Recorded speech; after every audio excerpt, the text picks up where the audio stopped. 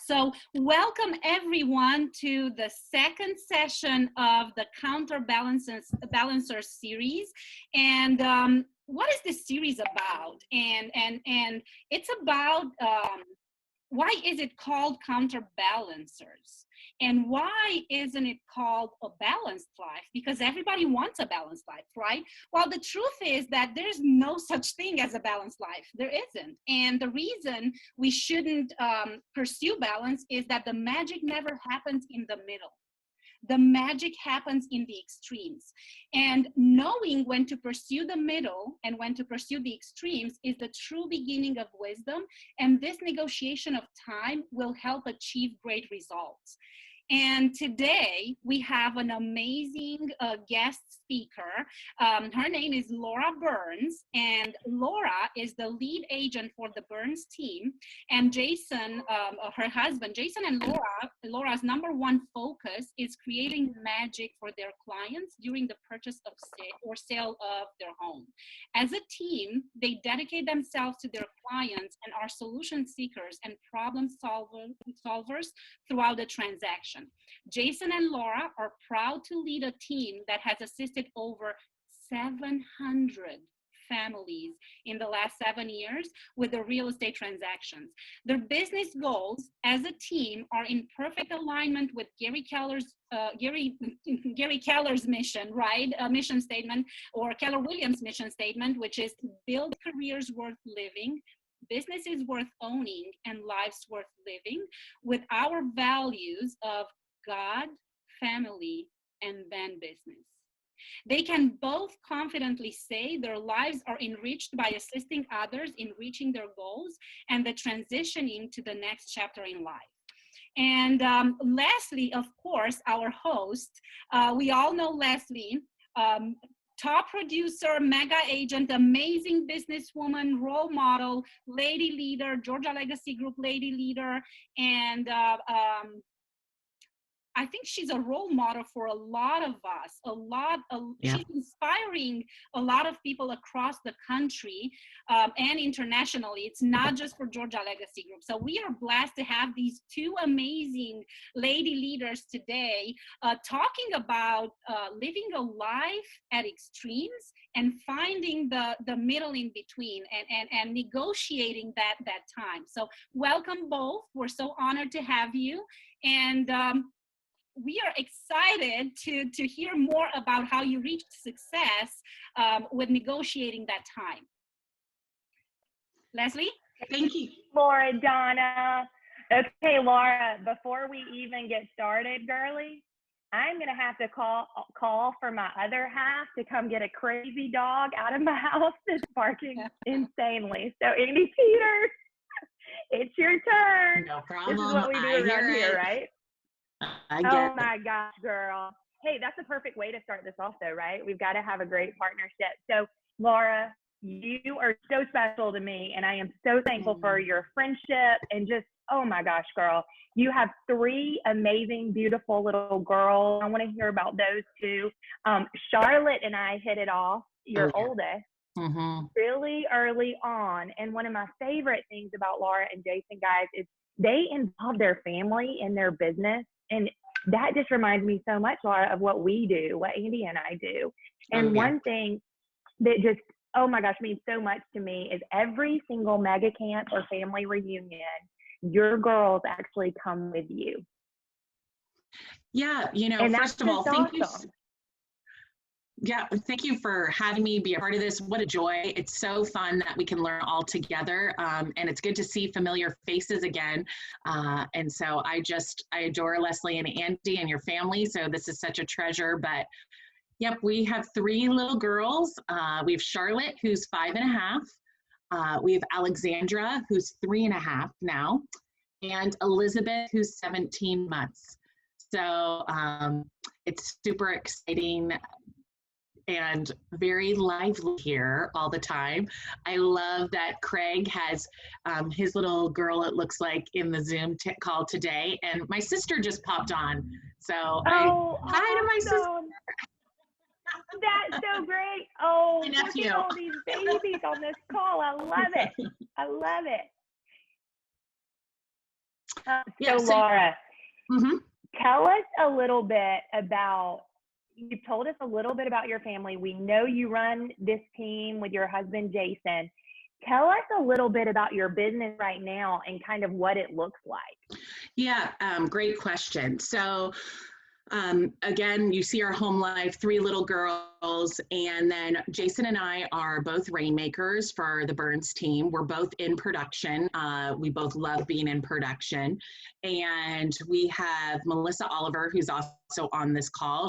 She's our director of ops there, and she works for us remotely from Idaho. She moved a few years ago and is doing a great job from Idaho. So she's amazing there and really changed her life. She wanted to change the way of living for her 3 boys. She's 3 boys, about 6 months apart from my girls, and I have 3 girls, so we always giggle about that.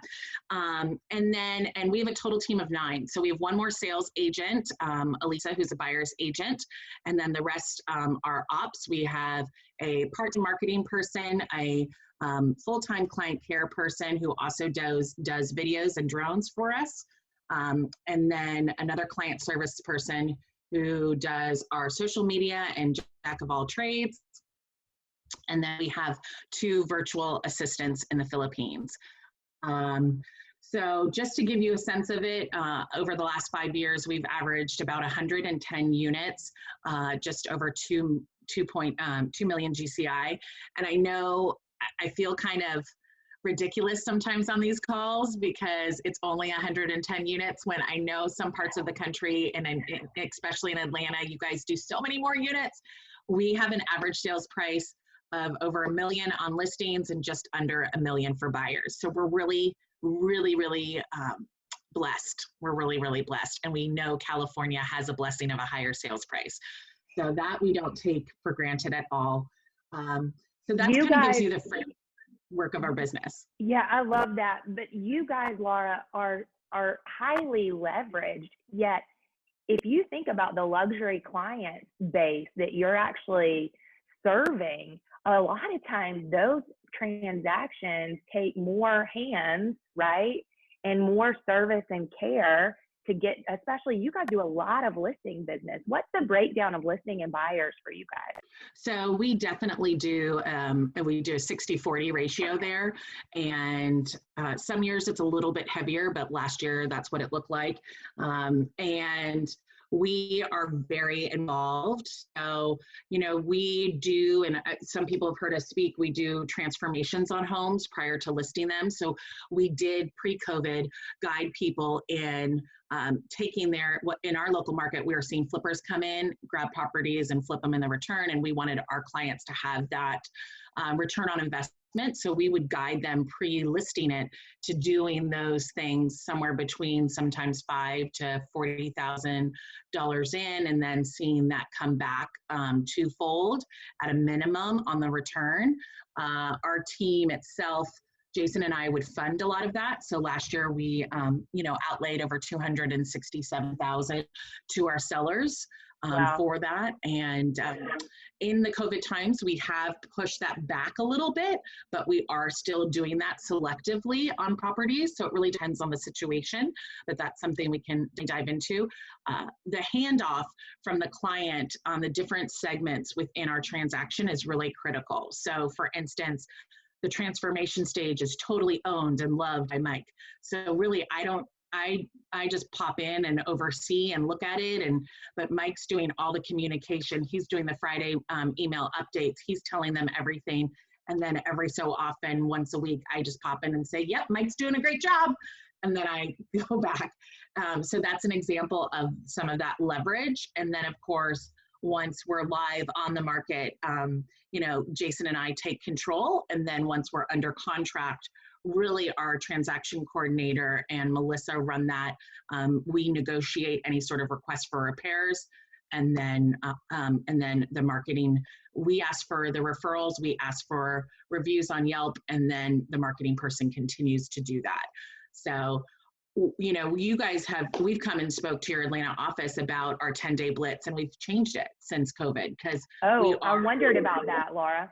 Yeah, so we went from being non-essential right after San Francisco went down on lockdown. We could see it coming to Los Angeles. It happened 4 days later. And we went to completely lockdown. We could not do anything. We were told we weren't allowed to do anything, to then being deemed essential a week later. So we could do things. So currently, just to give you a framework on that, we're allowed to show property in certain areas of Los Angeles that are vacant homes. If it's owner occupied or tenant occupied, if it's owner occupied, we can show with less than 2 people in the property at one time. If it's tenant occupied, we really can't unless we have formal writing acceptance from them that we can be there, which is understandable. You can make sense of that. And then of course, gloves, masks, booties, all that. Need to have a signature of anyone going in. And then we have a state mandated form, and then the Burns team created their own form, just because we were really concerned and wanted to make sure we had everyone's contact information to follow up should someone get ill. So what we're known in our 10-day blitz, as you guys know, is we do 3 major events, and we average over 400 people through the home in those 3 events. The week of the lockdown, we did our last 10-day blitz. We had 100 people at a home. We had multiple offers on a house that was listed at 1.249. It went under contract over 1.3. 5 days later, the accepted offer lost their job, the backup person lost their job, and the second backup person lost their job. And we went back on the market for 2 weeks. We ended up having to lower that to 1.199, ended up getting a week later 3 offers, and it went back up over $1 million to 250. So it was interesting how it, how we kind of course corrected. Fluctuated. Yeah, it fluctuated a lot.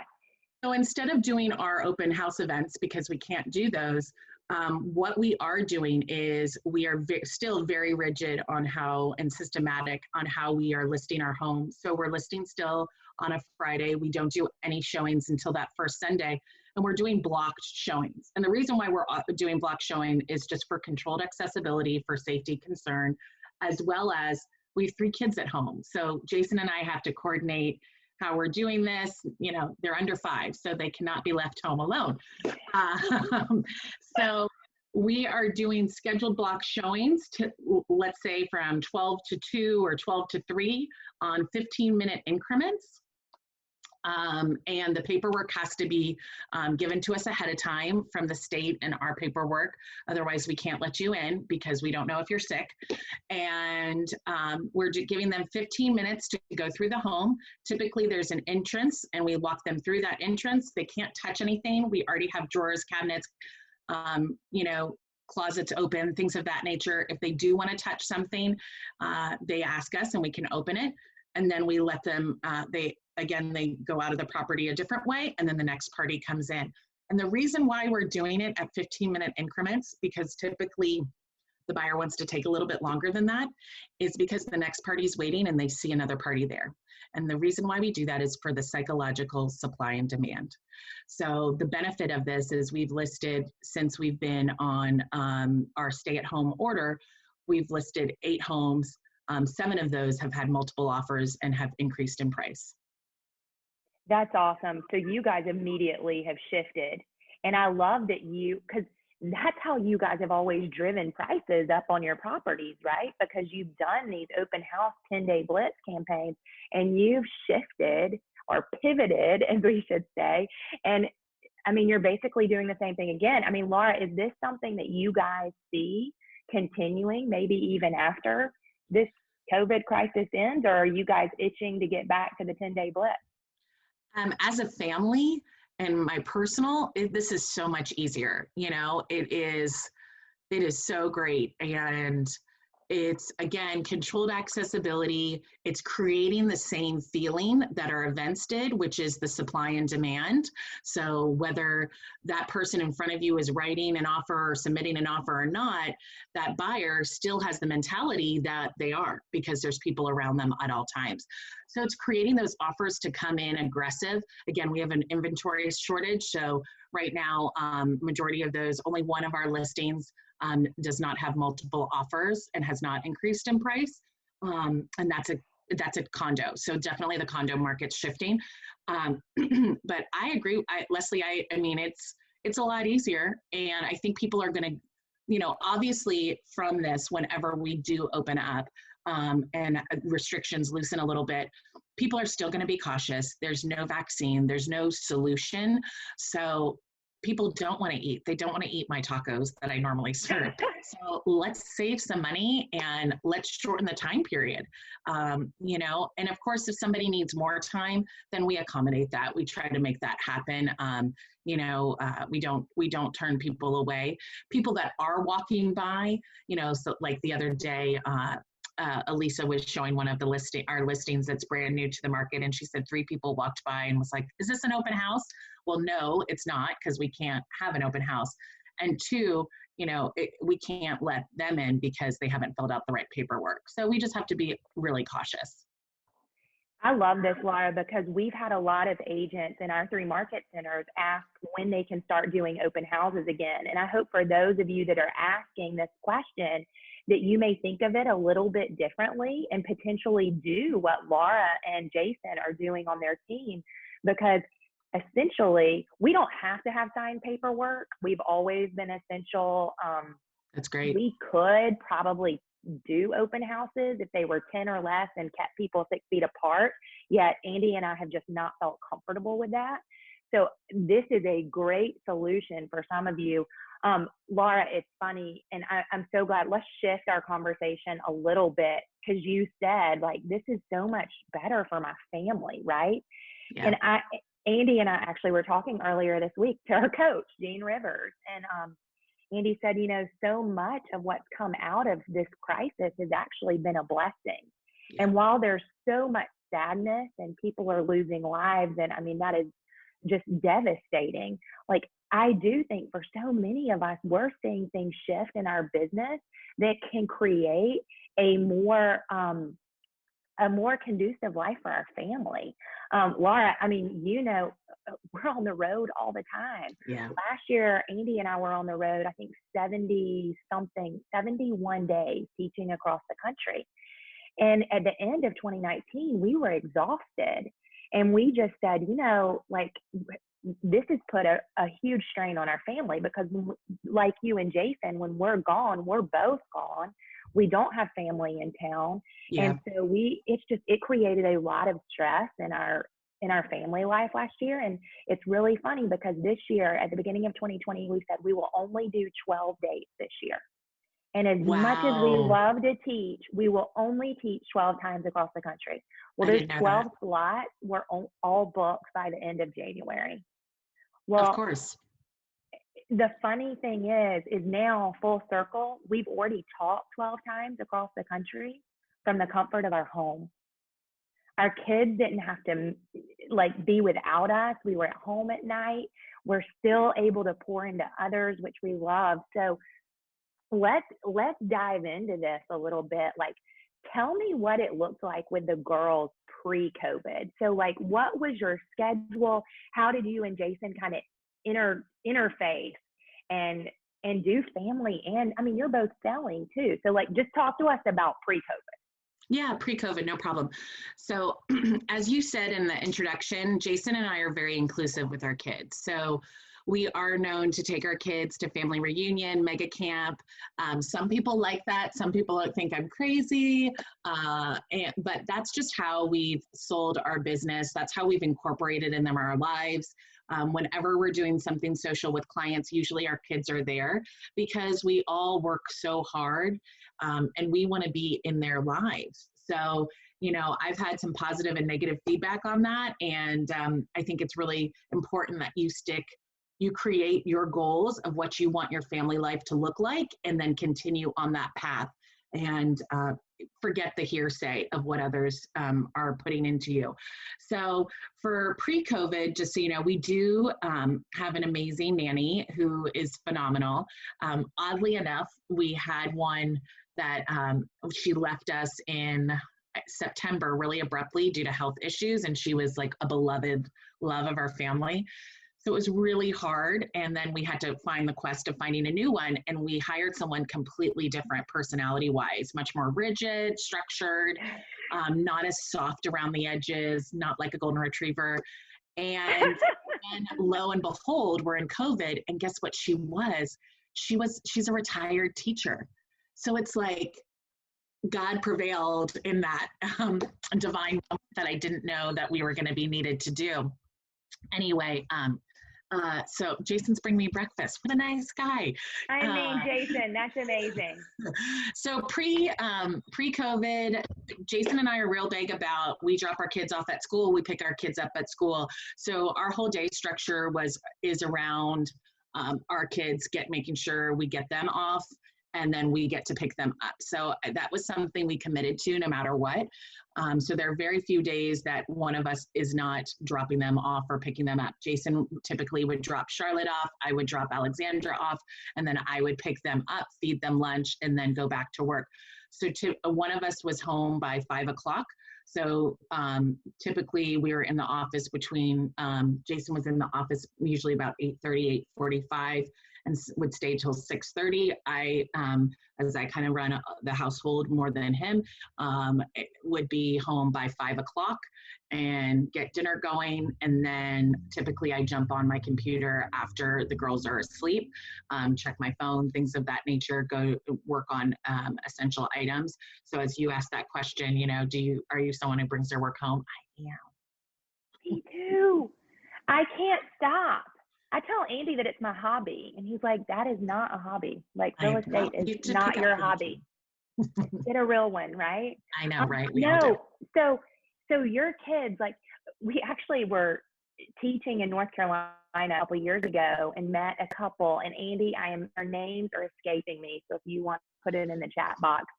But they have raised their family where they said they will never talk real estate in front of their children.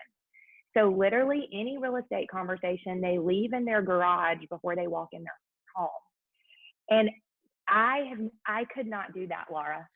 I mean, wow. Real estate is like our life, right? And I feel like there's so many amazing lessons in real estate that we can translate to our kids about building relationships and integrity and doing the right thing and keeping in touch with people, right? So you're like this too, like you and Jason bring it home. Yeah, and we really, I will say that our goal is to put the phone down. For me, what was really critical is when I walked in that door at 5 o'clock, I didn't want to be on my phone. So I came up with a personal rule that I had to put my phone on top of our microwave. And I did not get, I wasn't allowed to look at it unless there was a massive fire and issue. And of course, I have a watch, so I have an Apple Watch, so I can look at any text messages that come in. But to me, it was really critical that I modeled to my kids that my phone was down for those hours until they're asleep. And, some days I'm really good at it, some days I'm not. But when especially if I can see the trend in their attitudes and their responses, that I really need to be there and focus, and I love to put my phone down. I also love not to have my phone at the dinner table. I am a person, and Jason and I both committed that we sit as a family together, and we do that nightly. We try to schedule appointments in the evening pre-COVID and even now, really twice a week, so that the rest of the week we are together. And that's been great because, my kids know how to eat at a table together. They know how to enjoy that. Now we've implemented that they have to ask to be excused. They have to take their plate to the dishwasher because the dishes are out of control. Since I'm not driving as much and I live in California and I want to be eco-friendly, I have moved to paper plates because I'm over the dishes. So we're doing a couple things to try to make life a little bit easier now that we're at home all the time in COVID times. But for me, that sacred time together is really important. And so as a family, I think we can do better not having our phones at the table. Yet I love it when we are there and I don't look at it. And then when they're asleep, then I look at it and can respond to people and say, just was putting the kids down. How can I be of help? And then I try to get that done and do a sprint of, an hour max in a follow-up of whatever needs to be done, and then focus on whatever needs to happen in the household to have a successful day the next day. I love that so much because I have always been that person that usually leaves my phone on my desk, and I don't have it with me constantly, but I'll go check. I love like just putting it somewhere else. And I need to do that. Like I need to just find a home. We're the exact same way though, Laura. It's no phones at the table for us. We eat together as a family. Andy no longer takes listings, and I haven't taken a listing in over 5 years. So we aren't pulled away at night like we used to be. Yet when we had children your ages, we were still both taking listings and listing properties and even working with some buyers. And that's one thing that really helped me was saying, look, I'll work 2 nights a week. And I would always set that up with my clients. And I would even set my clients up for every week. I always have a day off because I'm working either Saturday or Sunday, right? And correct. Wednesday was always my day off with the kids. So how do you set that up with your clients? Do you even mention it in the consultation? Do you kind of put barriers around your time? Yeah, so I ask them in the consultation, when is the best time to communicate with them typically? How do they like to be communicated with? And if it's a buyer, when is the best time for them to review property and see property? As you and I both know, typically if they're, typically it's nights and weekends. So you always like take a moment in when you hear that, because you're going, how do I make that work? And so I do say to them, I say, great, I'm so glad. I try to match my schedule to work with your schedule. So then if you can look out 2 weeks ahead, what evening is an evening that typically works for you to see property? Is it Tuesday or Thursday? So pushing them into the framework of what works for your schedule. And, my kids are still an appointment. My family is still an appointment. They're one of the most important appointments that I have. So it's really critical. I don't want to miss a game. I don't want to miss an event.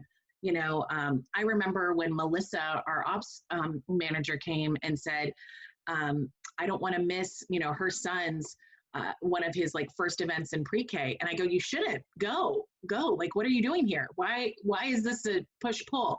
These moments are so sacred and our kids are so young. And it's also the creation of their framework of our relationship for our future. So it's really critical that we're showing that we're available, that they're a priority, that the phone's not the priority. So on weekends, how Jason and I do it is we communicate ahead of time about what our schedule looks like. And then it's sprints. So if I'm taking a buyer out, then I'm going to do it from 9 to 12 only. And then the rest of the day I'm with my kids. And if Jason has a meeting, his has to be in the afternoon so that our kids have one of us. And that takes a lot of communication, right? Like you guys are over communicating with each other. And that's what Andy and I found, right? I mean, that's the struggle is every week, like we have to be in constant communication with our spouse. Seychelle, actually, our friend Seychelle, Vanpool Engelhard was on the call last week. And one thing that she said is she was really dividing her days with her husband. Yeah. And I love that because so many of us moms want to take it all on and be it all, do it all, have it all, right? And we have spouses that we have to lean on, and it's all about communication. And so I love that you guys are planning your weeks out. And I know everyone on this call is getting so much out of just scheduling, right? And it's just having upfront conversations with our buyers and sellers and putting expectations in place, because if we don't tell them, they're never going to know when we're available, and they're just going to assume we're available all the time. So I love that. Yep, and I wouldn't be afraid to have those conversations with them because they want to know how to make this work, especially because any call that I have right now, I have 3 young executives that are probably screeching in the background. And I just embrace it. I just say, those are my young executives. They all want to talk to you. They're so excited to speak with you today. We all want to know you're okay, and just embrace it, because there's nothing I can do to change that. And frankly, if they don't like that, then we weren't a great fit to begin with. So we just got to keep moving them forward. And I think that's so important to understand. I actually had a phone call from one of our buyer's agents this week that just had a really difficult buyer. And she could not let the buyer go because she wanted to serve her. And this buyer honestly just had completely unreasonable expectations. Yeah. And guys, I want you to hear this on the call. Like, we do not have to work with every single person. I mean, the goal is to have enough business that we can say yes to those people that we're really a great match for, because we're not always going to be the best match for every single buyer or seller. So, Laura, I love that. Like, just being open and honest and transparent about, here's my schedule, right? So one thing that we've been doing a lot on our team, and I look forward to hearing from you about this, is we have really transitioned well to virtual buyer consultations and virtual listing consultations. And Laura, we're loving it. Like, Yeah. we're getting our time back. Are you guys doing the same thing? Yeah, so we just finished a speaker series. So similar to what you and Andy did, we did fireside chats. We did a 3 series. We did a market update, how to list your home in this market. And is this the market to list your home in? And buyers, is this a buyer's market? What market is this? So we finished that last night. It's been just great. First of all, we did stats, and we've sold in 32 different sub-cities of Los Angeles County. So when you look at that, there's a lot of different numbers in it. So we've been tracking numbers since we went down in the stay-at-home order, and people have loved that data. They've loved that time. And what I've loved is the fact that here we're on a call and we're serving in the comfort of our home, serving one-on-one, 30 plus people at the same time. And it doesn't matter. And they don't care that other people see their name or they're asking questions. They're typically learning from the other person's question. So it's just been a great way to maximize the return on our time, as well as we have been doing buyers consultations via video chat, and that's been fantastic, because honestly, we don't need to be face-to-face with them at all in an office. There's nothing like that. We do send our buyer broker agreement, so we do list buyers like we list homes, and I think that's really critical to match your time management. And then for our listings, we're still doing some in person and some over the phone and some Zoom. It just depends on the situation. Honestly, we're doing more in person still than on Zoom. I would prefer to be more on Zoom just to maximize our time frame. But it's going very well, and the public is fine with it. There's no issue of the bridge or pivot to function in this capacity. LA, you guys have traffic like Atlanta. So, I mean, we're servicing so many areas of Atlanta. And if we're going to a listing appointment, it's not just the hour to hour and a half for the listing appointment. Sometimes it's the hour there and the hour back, right? So we're blocking like 3 hours of time or more, depending on when you're going to the listing. And so just thinking about buyer consultation, think of our buyers. When they have to come meet us to do consultation, they're having to give up their time too. So they're having to drive to us. So I think this is something that we're going to see kind of shift and potentially stay. And I love that you said y'all are still going on them in person as well, because I think that's so important for us to give people options. We got to give them the option. It's definitely been, and it's interesting to see who wants what. So you have to be cautious and just say, what do you feel comfortable doing in this time? What's best for you? How can I give you the best guidance so you can make the decision to move forward? And there's a lot of fear. I mean, people have fear. Is this the right time to buy? Am I going to buy a house and then that drop in value exponentially? And am I selling my home too low? Is this the time to sell? So having the data, I think, as a group, if you all haven't done this, if you could take the stats on a week-by-week basis and start trending those, it's phenomenal information, because it is creating momentum and it pushes a buyer to move forward. In our market, we're still a seller's market. Inventory is so low that it's pushing people to still compete in a multiple offer situation.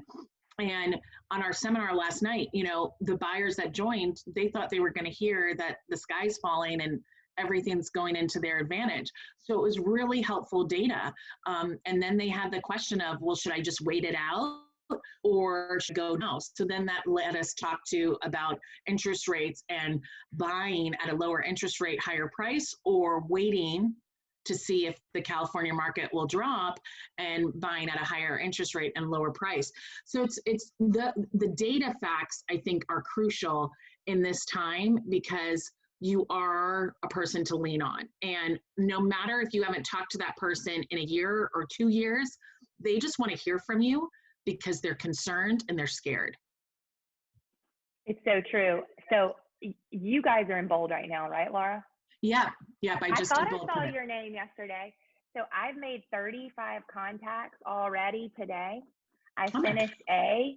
Andy and I divided up A. I'm doing the females and he's doing the males. And it is amazing, like the response and how quickly, like people want to hear from us right now. And we need to be there for them. Okay, so I know a lot of people on this. Oh, go ahead, Laura.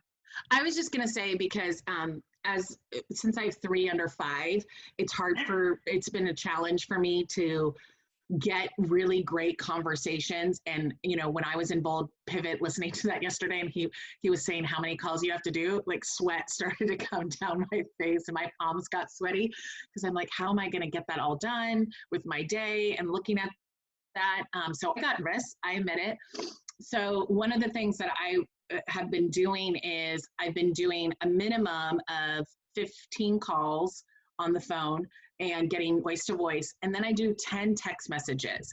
And text messages haven't been a communication style that I typically, count as a contact. But in this time, while I'm, juggling other things, I'm okay with it. So I've given myself grace, and it literally is a check-in. And that has been some successes. I mean, I've converted 2 buyers that capacity in this last week just by checking in. Hey, how are you? I'm just checking in. What do you need? What's going on? Oh, by the way, we're doing this seminar. Can you attend? If you don't want to attend, let me send you the link. And, so the text message for me is another communication layer that I've added to my means of communication because my time is short. I am so with you. And I actually mentioned that to Andy this morning because I said, here I am actually calling a lot of moms, right? I mean, that's who's in my database. And Laura, if it's an L day and you're my person to call, I'm probably not going to call you. I'm probably going to text you because I know that you're home with 3 kiddos and you're juggling work and life. So I think us having a 6th sense about understanding what our clients' preferences are during this time is so important, and just meeting them where they are, because there's so many of us struggling, juggling both from home right now. So Laura and I and Andy and Jason are all in Gary's mastermind group together, and that has just changed our lives tremendously. And I mean, I certainly wouldn't have the friendship with you that I have today if it weren't for that group. And I get teary-eyed sometimes when I think about that group, because I mean, there were 4 of us last week that Laura, you and I, and then 2 of our other friends went in and actually sent a fun little Yeti cooler to Gary's assistant for Mother's Day. Like, I mean, that group has just become such a part of our lives. And I've learned so much, not only from Gary, but from the other men and women in that group about just life, right? And family. So talk to us about something that Keller Williams or Gary's mastermind, or Gary specifically, has taught you about life, and how that's really been taken into your family life, or maybe your kids' lives. Yeah, that's a great question. So a couple of different things came to mind and come to mind as you asked that. First of all, Jason and I did the couples retreat with Matt Townsend, and boy, was that good. I mean, we really have a great relationship, and I'm blessed for that. Of course, it takes work, but one of the things that resonates in those moments where it's just a challenge and you're tired and you've got someone texting that you're upset with, that's upset with you over work, and that you've got family life going, is he said to stay in the conversation. So with my spouse, when times are tough, when you want to walk away from the challenge and you're in that moment, to step into each other and work through it, count to 10 and realize that it's mostly emotion that's creating the space between you two. And if you let that emotion go and let the ego go, the two of you are going to be able to move forward together and solve that problem. So that's been really helpful for Jason and I, when we're off our game and, we just need to work through a problem, is just to stay in the conversation until it's solved. So that's been fantastic. And that's also translated to, our kids. My 5.5-year-old's like she's a 17-year-old. She can have sassy pants. And she likes to turn around and walk away and close the door. And I just say, oh, no, this is what we do in our family. We stay together until we can solve this problem. Every problem has a solution. What is your solution? How can we work through this? And so that coaching, those classes has been phenomenal. Obviously, our coaches, Gary's Mastermind and our MAPS coach has changed our life completely, hands down. I rather, eat the worst thing in the world than give up ever my MAPS coaching. Ramen noodles, Laura, ramen noodles. Ramen, yeah, peanut butter and jelly, whatever it is, So that's been great. I think also the affirmations, whether it's our bold affirmations, whether it is, I made healthy affirmations and I color them with my children for when we went to COVID, because, as tough as my mind is, there were moments where I got really scared. And so I had some of these affirmations. One of them is, I am wealthy, I'm rich in all phenomenal and fantastic things in life. I am awesomely healthy. My body is phenomenal. And every day I'm getting healthier and healthier.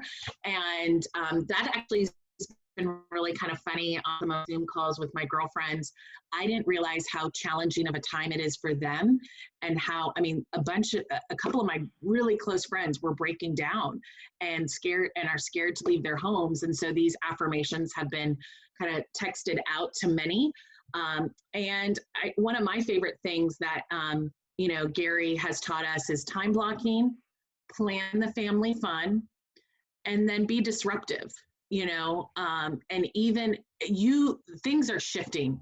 The way we do business was always going to change because of the influence of technology.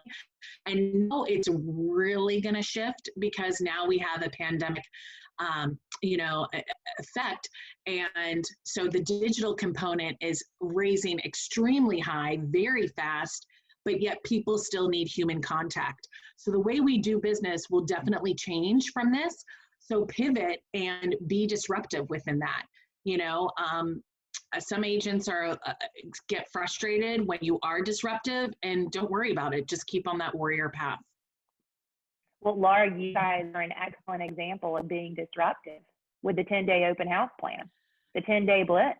Yeah. That was disruptive. Yeah. A lot of agents were frustrated with us. Why are you making work on a Saturday? Why do you list your homes on a Sunday? Why do you control settings? But, it's changed actually the whole way our local market now does it, and how the agents function. And I think this is a great time to be creative within your own business. One of the things that I have pitched to our team is we have this huge moving truck that sits in my my driveway, and I hate it and I love it out of my driveway. Granted, 4 clients have used it this week, and I said to Jason, what if when we're on our evening walks, we just hand out, a flyer to our neighborhood, and we have a nonprofit of the Burns team, and we give away our 100th sale every year. So we had 29 charities that received funds last year. So I'm in the midst of calling those people, asking those charities, what do they need? And then going door to door to our neighborhood and just asking people if they'll donate, and then coming with our moving truck and picking it up. And it's a way that, one, I can get free advertising by driving my truck around, and 2, help others and do something that's business related, but not business related. It feels good to be back. So that's a huge component of our business model. I love that, Laura. That's awesome. Can we talk about those healthy affirmations a little bit? Oh yeah, go wherever you want. I'd love to, because the first few weeks in quarantine, we were really struggling because I feel like we were working, we laughed and said half days, right? 7 a.m. to 7 p.m. Oof. And you work crazy hours, just trying to be disruptive and doing things differently and pivoting, right? And then the first thing to go, right, is sometimes our health. Like, that's the first thing to go. I mean, Andy and I were in this horrible place, ordering Uber Eats like 3 to 4 nights a week before this quarantine ever hit, because we didn't make time to really meal plan. And so I think our health is so important, and it's something that real estate agents can tend to let go, because we pour ourselves into our work and we work just crazy nonstop hours. So tell us about your health change with the Peloton. Oh, yeah. Well, and I think it's a twofold health. I think it's your physical health and your mental health, and they go hand in hand. And you really need to have a solid framework up here to function on the sprints that we're doing. And this isn't, this time of quarantine, it's not like you guys in Atlanta now, you're opened up. It's not like everything's going to go back to normal and immediately. You have a heart attack and they don't let you out of the hospital and you run a marathon the next day. You have to slowly build yourself back up. So it's really critical to know that this is a marathon. And like a lot of my clients want to talk to me at like 8:30, 9 o'clock right now because their kids are asleep. So creating that framework around your sustainability is really critical. And I realized that I'm a tough cookie. And I realized that my mental health wasn't there. All of a sudden I was very fearful about, am I going to touch something and bring it home to my family? Is something going to happen? What does this look like? And so I went from the if phase of what if to, okay, what can I control? And so that's where I created these affirmations. Actually, one of my team members gave me these fun little cards, and so I took my favorite cards, put them together as affirmations, and my kids even say them. They pick one a day, and we say them around the table, usually at dinner time. We say them. And so I have 3 sets of affirmations. My affirmations that I brought to you are my health ones. And so it talks about being healthy, being strong, being unstoppable, brave, positive, awesomely healthy, and wealthy. And then I journal. I'm journaling, and I used to be a fabulous journaler. Then I had children, and then I lost it all. So it's more of a to-do list. It's more of a highlight list, but I have to end it with 3 things of gratitude. And I'm very rapid. So my personality is very, very quick. So I tend to just jot it out. And, it doesn't have to be a novel. It's usually less than 1 page. And then it ends with 3 things of gratitude that I'm thankful for. In the beginning of COVID, I was thankful for sunshine, birds chirping, and the roof over my head that wasn't leaking. Like, it was basic. And until I got back in the rhythm of writing. And then I read 10 pages of Shift a day. I'm now adding 10 pages of the Real Estate Investor on that. And so going through Shift again and again and bringing that back out to the team. And then I perform best when I set time for myself. And I realized with 3 kids, young, I was giving and putting myself low on the totem pole, which also included my own health. And then I get cranky pants, and I wasn't,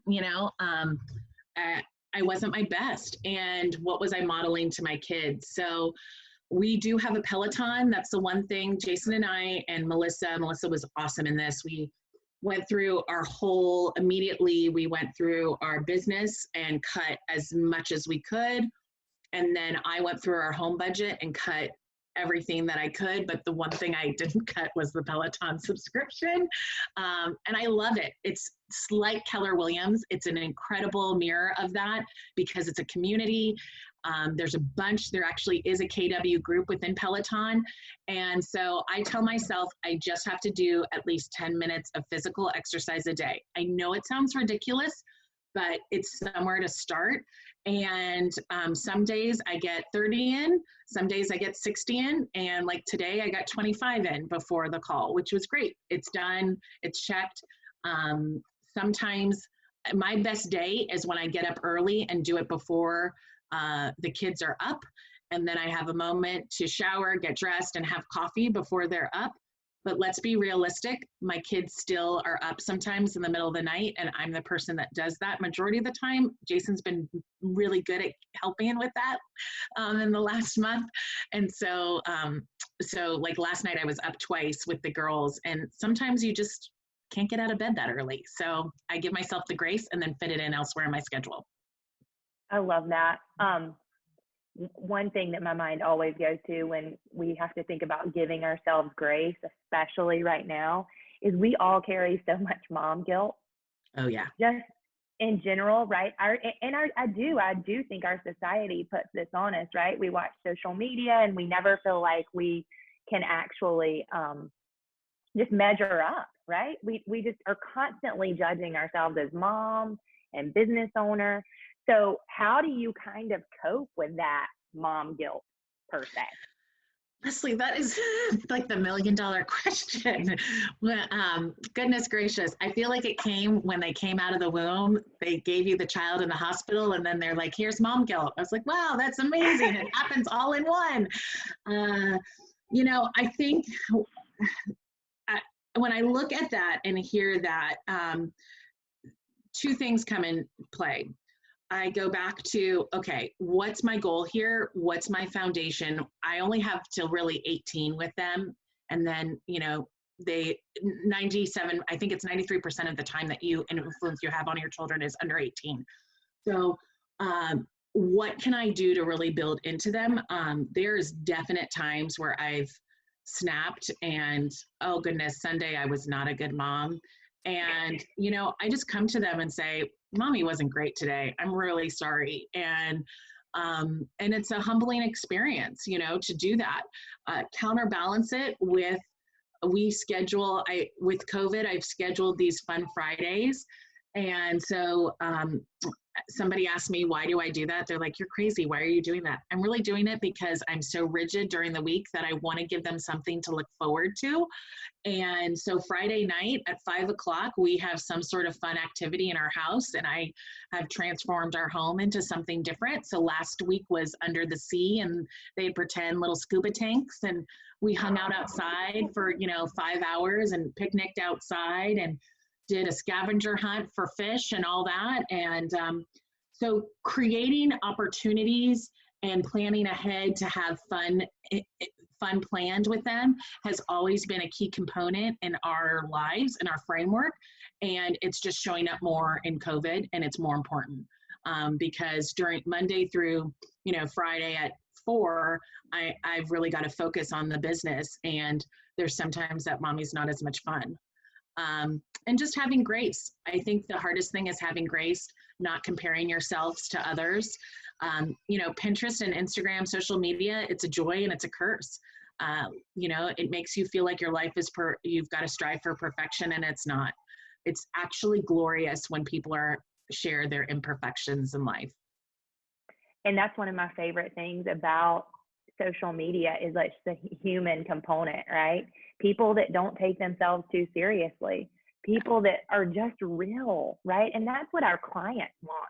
I mean, our clients want to do business with a real human, and they will give you more grace than, we're all dealing with this, right? So we've got like 4 minutes. And what I would really like, I can't believe this is like, can we go another hour, Laura? I would. I know. I feel badly. I'm like, what have I given? Anything? We could. And by the way, we do have some live watchers on Facebook too, because it's awesome. live streamed as well. So yeah. Okay, this is great, and we're gonna share this recording as well with our Georgia Legacy group. So this has been so impactful for me, just especially I had this huge moment when I turned 10, and that was 3 years ago. Yeah. But in our early days, we didn't have leverage in our life. I mean, Laura, we did not hire a full-time nanny. We did not have an assistant. Like when our kids were like your ages, and that's been a regret and the mom guilt that I've carried with that all along. So I love like when people are actually hiring a full-time nanny, right? And going and hiring an assistant and giving themselves leverage. That's just so meaningful. But when my son turned 10, I literally was like, I have less years with him left than I have had with him. And so I really started honing in on how can I make these next 8 years like the best years of his life. And I really started thinking about, how do I want my kids to remember me? Yeah. And so that's my final question for you today before you tell us how to get in touch with you for your referrals in LA. But how do you want your girls to remember you? And what do you want them to remember about their childhood?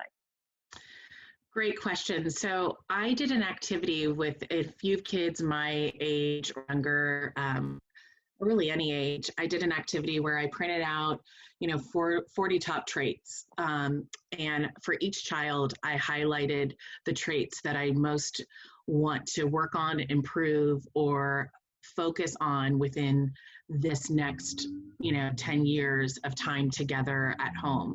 And so those are on our refrigerator, and the girls don't know them, they don't really understand it, but it's a beacon that I turn to on moments of stress, or if I'm thinking what's going on with one of them. It really allows me to focus. And each child is so different that it's really been a wonderful foundation to guide my teaching and my influence of them as one of their parents. So I highly recommend that activity. And I highlighted, the top 8 that I want them to leave my house having as their foundational support. So that was a really great activity because it frames my interaction with them. For me, most critically, I want my kids to know that I'm approachable, that I will listen to them. They can always tell me anything, and that we can work through anything, and that we're solution seekers. So I focus on, and my mantra is, every problem has a solution. What's your solution? Every problem has a solution. What's your solution? And I keep that going throughout the day, whether it's like, I can't get my shoes on, and I do that because I want them to know that they can always get through anything. It's really important to me that they build that confidence. My eldest is extremely outgoing, extremely confident. She wants to grab a microphone and talk on stage with Gary Keller. And then my middle, is extremely reserved and pulled back. And the baby is about to walk in right now. I also think, Oh, you're there. Hi, guys. Hold on, let me get Elizabeth.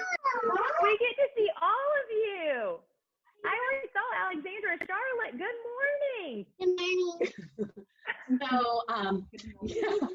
And I think, for me, having my goals of what I want to make sure is their foundation, our family goals, having those readily available is really critical to our success. And then, keeping that in line with our faith. So you can get through it. You can get through it. We talked last week on the call that our job as parents is to give our kids roots and wings. And becoming solution seekers is actually giving our kids wings, right? We want to empower our kids, and it's okay to fail, right? You don't have to be perfect at everything. And you're empowering them because you're not solving all their problems for them. Like, you're encouraging them to be solution seekers, and I absolutely love that. Charlotte, I haven't seen you in a year. It's so good to see Mr. Andy. There's Mr. Andy right there. Oh. It's so good to see you and Elizabeth and Alexandra, girl. Okay, so Laura, if we have referrals for LA, how do we get in touch with you? I love that. Well, we would love to service all your referrals in Los Angeles. We love that. We do that. Feel free to, you can shoot us an email at jasonlaura@theburnsteam.com, or I can put my cell in the chat box, but my cell is 626-676-1884. And Leslie, I can always also email out. I've done some hacks to try to make my life easier with managing cleaning, the chef, home life, and of course, business. So, you know, my chefs and my little tricks of paper plates, one glass, of course, I was going to say Instapot. When I do lunch, I do dinner. So ways to try to move things forward right now when you're in the grind and yet you still need to continue things going. So, you know, I schedule out when I clean the house because I just had hired a cleaner a year ago and now I can't have her. So things have to still get done. We would love that list, and I would totally share that out. I wish we had 2 hours with you, Laura. I mean, this you're has kind. been so amazing. We appreciate your time so much. And Charlotte, thank you for sharing your mom. You're with all of welcome. us. Oh. Laura, Charlotte is a big Los Angeles Dodgers fan. So if you follow Laura on Facebook, you'll get to see awesome pictures of all the girls in their Dodgers gear. Laura, thank you for sharing your time with us today. We want to be respectful of yours, and we just love you so much. Thank you, friend. It's been an amazing day. Thank you guys for having me. Blessings to you, your family, the kiddos, and to your market center. What a joy it is to see everything grow the last, and I just, everyone stay healthy. If there's anything we can do, please reach out. I'll do my best, even on Facebook, whatever it is. I want to help you guys. You know, together we can achieve more. That is absolutely the case, girl. Right? And if we can return a favor, let us know. Bye, guys. Oh, yeah. Thank you. Thanks, Laura. Thank you, Laura. So much, Laura. Thank you, Laura. Thank you, Leslie. Bye. Bye, girls.